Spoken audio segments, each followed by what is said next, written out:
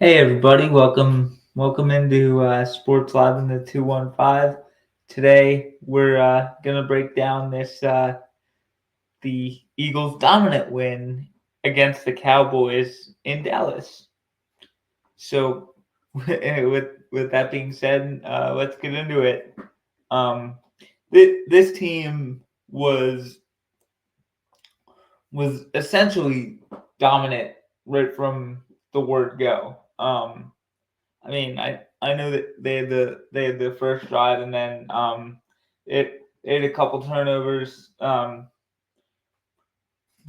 other than that, they were really just all systems go for the majority of the day, and um, this team showed you why it can be one of the best teams, not just in the NFC, but also in the NFL as a whole, because they just do a great job of staying together and playing complementary football. When the when when the offense was kind of down a little bit to start the game, the defense the defense held the Dallas Cowboys offense to two field goals, and that kind of gave or yeah so the offense scored a touchdown on the second drive, and then Dallas got the field goal, and then um the the field goal on the next drive to make it a 1 point game. But after that, the offense just kind of took over, and yeah, it was great. I definitely thought the Eagles should have um ran Saquon Barkley more. Um or not Saquon Barkley. They should have used the other running backs more. Shipley and Shipley and Gainwell should have gotten the majority of the carries just to keep Saquon fresh for the Commanders game. But anyway, I digress. I I thought despite not having a ton of carries, I thought Saquon was all right. He wasn't the Saquon of the past 2 weeks, but today we didn't need him to be. He he was he was good with the the touches he got, and he kind of had a more a more like I'll call it I'll call it kind of a grind day. Like it was essentially 3 yards in the cloud of dust. Like he didn't have that one big run that made you say, "Wow, that's gonna be on ESPN for the next week." But he did his job. He helped put this offense in manageable situations. Uh, Jalen Hurts, he was good aside from the one interception and the fumble. Well, the interception, I don't consider that really his fault. That was just a great play by Trayvon Diggs, and that kind of shows you why Trayvon Diggs is who he is. He's just ridiculous. He just kind of undercut that ball to Goddard. Got it in the end zone in the first quarter, on the Eagles' first drive, I want to say. And um, luckily the defense was able to stop the Cowboys' offense after that. But um, one thing I will say is the fumble that he had, that's a turnover I put on him. You you you've got to make sure the ball is secure, and Jalen Jalen didn't do that on that play, and he paid for it. Luckily, the defense bailed him out, but he did not. Um, he put this defense in a bad position. If I'm being completely frank, and that's not something you want your franchise quarterback to do. And um, but again, this team, this Eagles team, did a great job of sticking together and and making sure um, making sure only only a field goal, a a field goal was able to come out of it, I believe, and then the offense kind of moved down the field and got the touchdown before the end of the first half, and then at the beginning of the second half, they got another one, and that's always good to see. And yeah, so Jalen Hurts, 4 total touchdowns, 16 for 20 passing. He was all right. He wasn't anything. I don't want to say he was spectacular. I will say he was pretty good. Aside from those 2 bad plays, he was about as advertised, and that's all. That's that was huge for the Eagles. Like we needed a big time performance from him, and we certainly got it on Sunday. And another guy we got a big time performance from, AJ Brown. I want to say he had he had 6 receptions for over for 100 yards. He was really good. The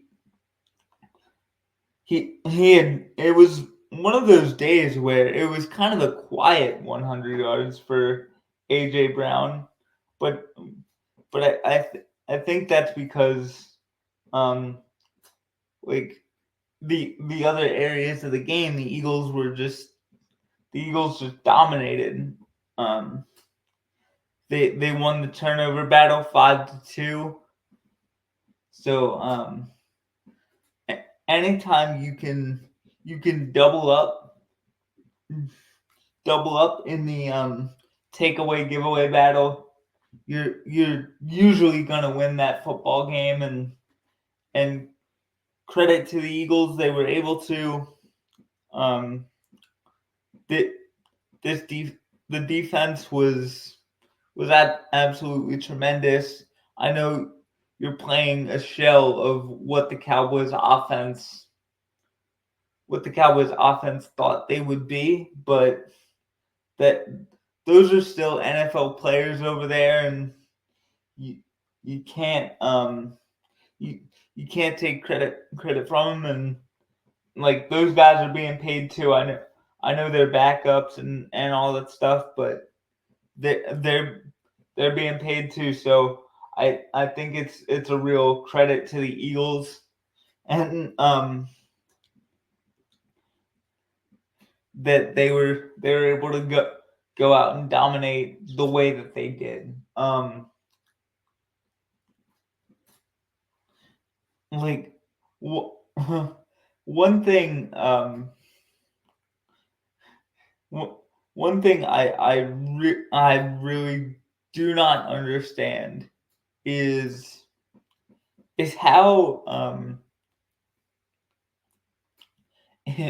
is how is Trey Lance supposed to develop for Dallas with the way their organization is set up, it's one of the most dysfunctional organizations um, of really the past at least the past 20 or so years. Like they've just the Dallas Cowboys, even though they've made the playoffs a lot in that time, I feel like making the playoffs all those years has kind of masked what the true problems were with that organization. But hey, whatever. I digress. Um it's good that the Eagles got a win. One guy I'm not gonna necessarily I'm gonna applaud him is Bryce Huff. He got a sack today, so that was good to see. Unfortunately, he's making me eat a whole lot of crow for hyping him up in the Eagles offseason video. I I said he was my favorite signing, and Bryce Huff has sure proven me wrong. I think at this point the the my favorite offseason signing has has got to be Saquon Barkley. I know that's the sexy pick, but yeah, he's just been a revelation for the Eagles, and the Eagles have been a revelation for his career. Never has he had this much talent on an offense. Before this year, Saquon Barkley's only other Pro Bowl teammate was Evan Ingram on the Giants.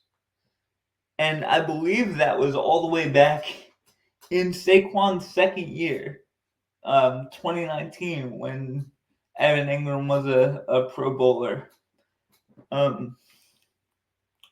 Yeah, so the amount of talent on this offense has helped Saquon Barkley, and Saquon Barkley has helped the other talented pieces on this offense.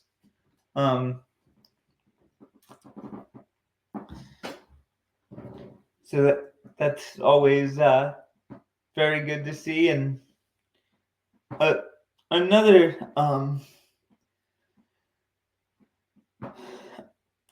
guy who came in with a whole lot of fanfare was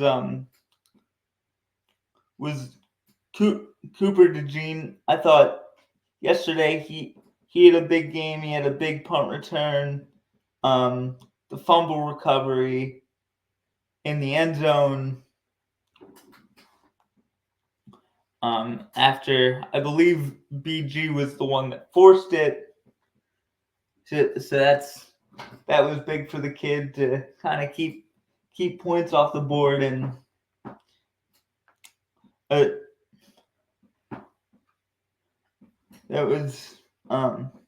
was big for the kid and this defense. The way Vic Fangio has those guys playing is absolutely tremendous.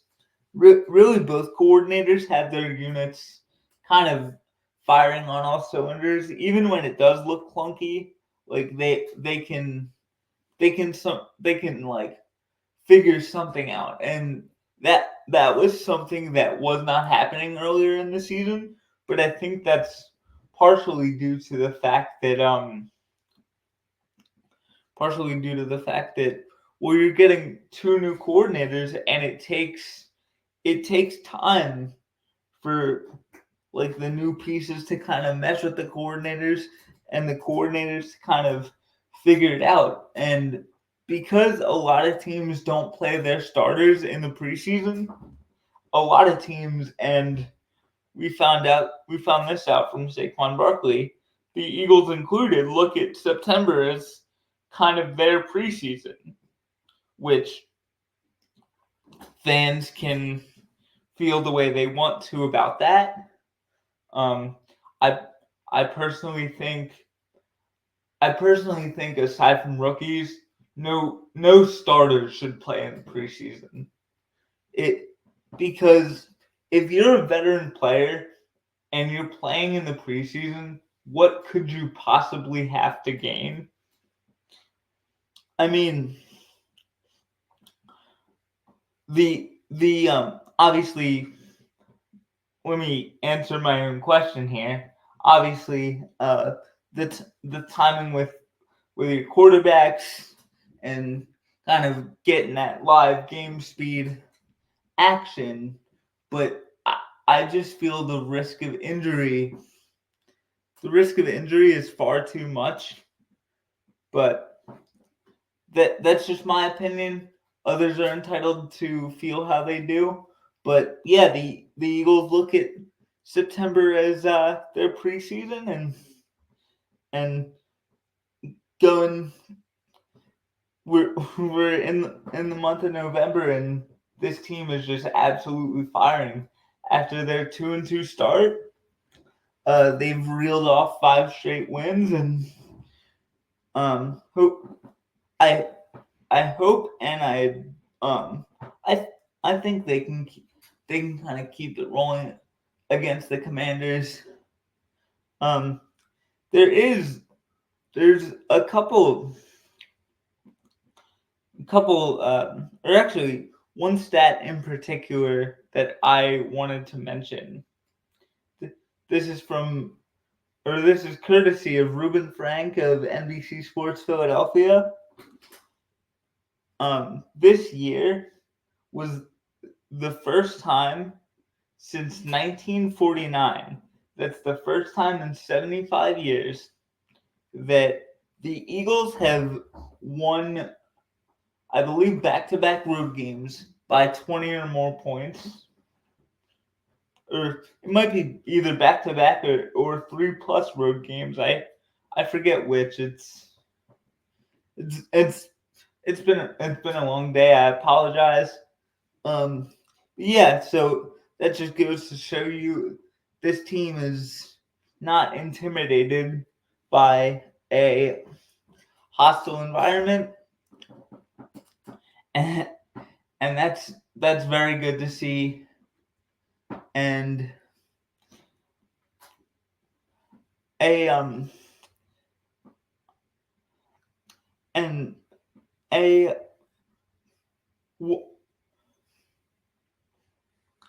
one more stat I wanted to bring up.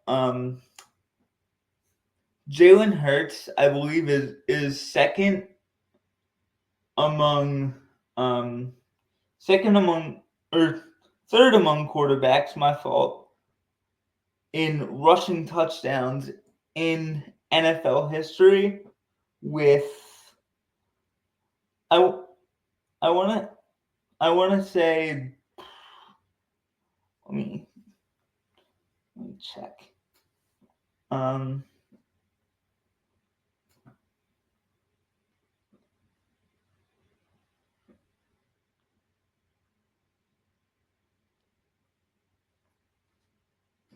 me check.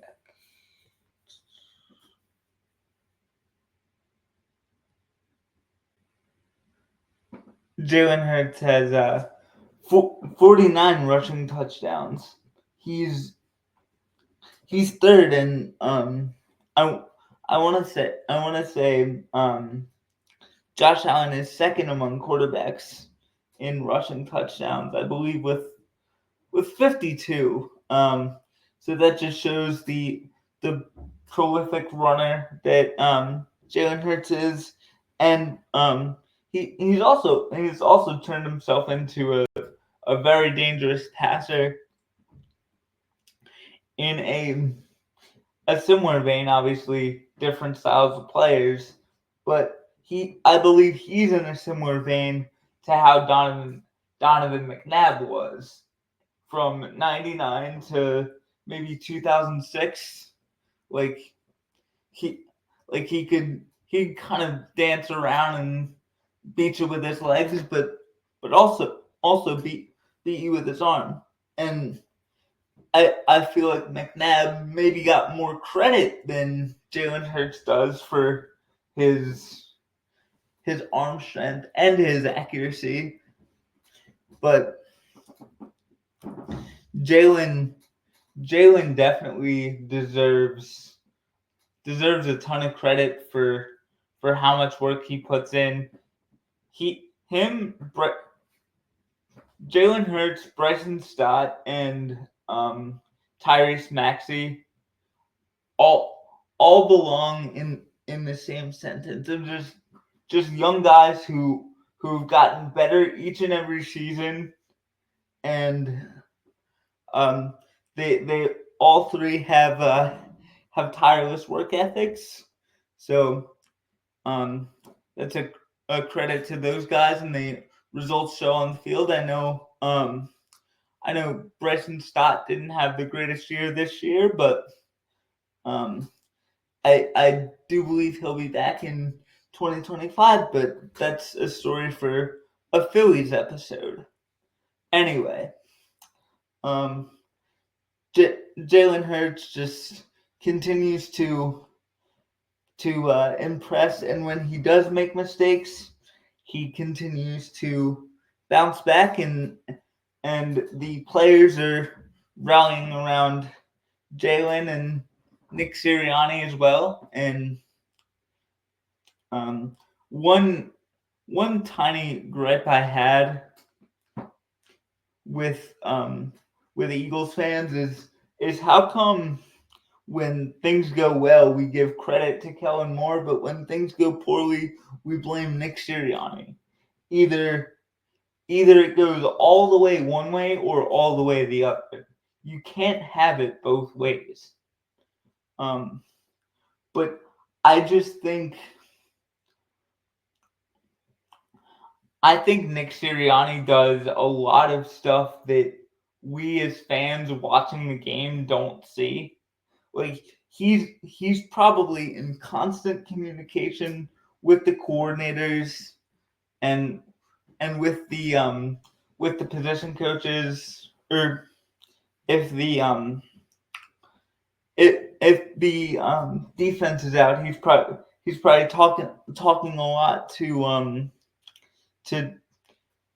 Kellen Moore about like the potential plan for the next series, or things like that. And one thing about Nick Sirianni is, as we know, he's not a great X's and O's guy, but his greatest strength is as a communicator, as a kind of delegator, and as a CEO, you need to know how to communicate with the people under you. And Nick does a great job of that, and that is why the Eagles are 7-2. You do not get to 7-2 by being essentially by being Jason Garrett. Like I know Garrett had that 1 year and those 2 years in 14 and 16 where the Cowboys were just dominant. But it was just 14 and 16. But other than that,